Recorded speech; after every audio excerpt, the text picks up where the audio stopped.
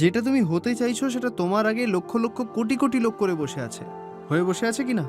তুমি যত উপার্জন করতে চাও সেটা তোমার আগে লাখ লাখ লোক উপার্জন করে বসে আছে, তাই কি না?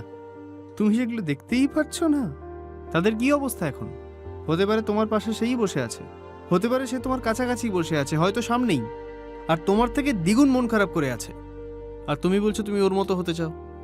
অদ্ভুত আগ্রহ তোমার।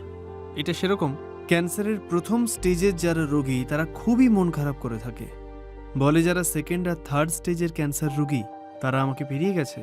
আমাদের নিজেদের উপর লজ্জা হচ্ছে, জীবনে আমরা সবসময় পিছিয়েই রয়ে গেলাম। যেখানে যেতে চাও সেখানে আদৌ আনন্দ আছে নাকি মৃত্যু, এটা তো আগে ভেবে দেখো।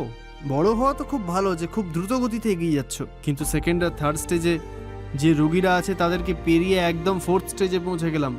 যত কেরিয়ারিস্টিক তুমি হতে চাইছো ততটা আসতেই তোমার নিজের অবস্থা দেখো, এখন আরো এগোতে চাও।